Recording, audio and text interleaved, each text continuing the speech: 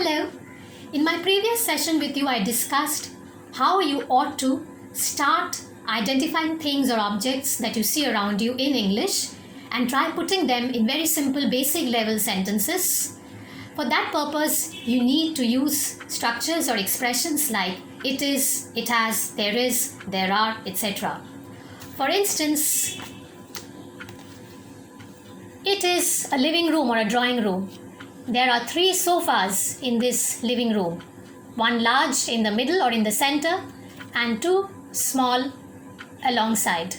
There's a small glass top table in the center in front of the sofas. There's a large built-in cupboard on the wall behind the sofas. There are many shelves in that cupboard with lots of books and other articles or items like showpieces. There is a television set in the center or in the middle of the cupboard. It is a living room. Once again, there are 3 sofas, one large in the middle, 2 small alongside. There are some lovely blue cushions on the sofas. Do you see them? 5 of them, in fact. There's a large rectangular glass top table in the center in front of the sofas. There's a painting or a picture on the wall behind the sofas. There are some lovely yellow curtains or drapes behind the sofas in the background for the windows, probably. This is another picture of a living room. What's striking about this picture is the easy chair or the armchair or the reclining chair. Okay, next to the large sofa, close to the window on one of the walls. Have a look at this one. This is a living room come study. There is a large, lovely bookshelf with lots of books on it. Do you see them? There are 2 lovely lampshades on top of the bookshelf. There are some paintings or pictures on the walls, quite a few of them in fact. Do you see them? There's a small table in the corner of the room. There's a carpet or a rug on the floor of the room. What do you see here? It is a classroom, probably in an elementary school. There are 7 children or 7 students sitting in the room. There are wooden chairs. The children are sitting on the wooden chairs. In front of them, there are wooden desks. Do you see them? There is a lady teacher teaching on a large blackboard on the wall. There's a large blackboard on the wall of the classroom. She's teaching or explaining some arithmetic problem there on the blackboard. In front of the teacher, there's a large table, a teacher's desk. There is a globe on top of the table. Do you see that globe? What do you see here? A large, lovely bungalow in the background. Do you see that?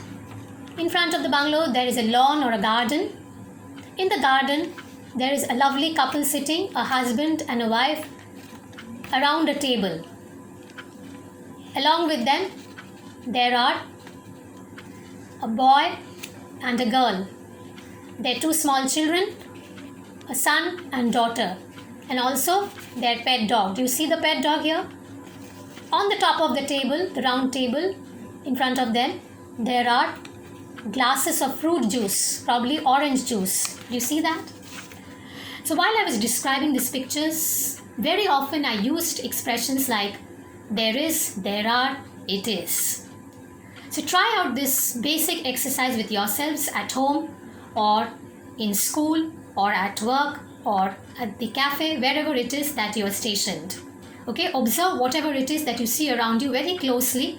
Think of them in English and put those words in very simple sentences beginning with it is, it has, there is, there are, etc. Now, it is and it has can also be used to describe living things or objects. For example, it is a grey cat. It has a thick or a fat, fluffy tail. But if you are wanting to describe your own pet dog or pet cat or pet bird, you would naturally prefer to use he or she instead of it, depending upon the gender of your pet.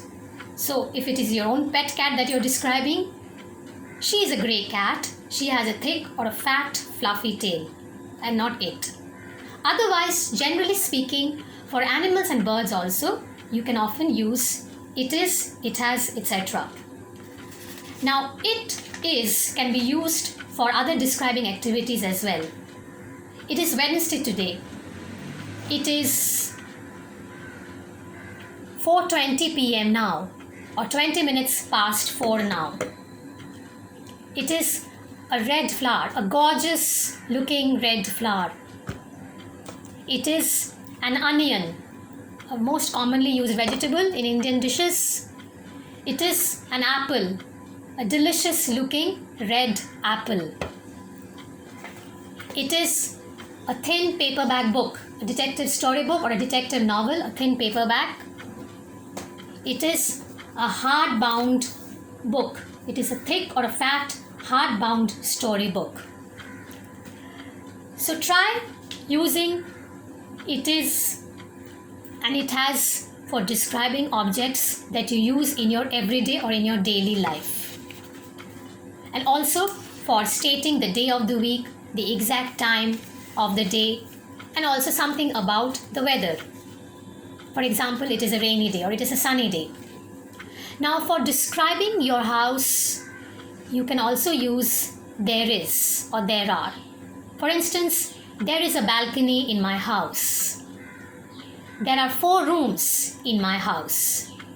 There is a large bookshelf in his study. For describing location of someone's house, you need to talk about the landmark. So how do you do that? Once again, you have to use there is. There is a petrol pump near their house. I hope today's session was helpful in some way. Once again, I would invite you to like my video and post your comments, your feedback, your thoughts and your suggestions. Please feel free to come up with your own topics that you think need to be covered for sessions like these. Thank you for watching and take care.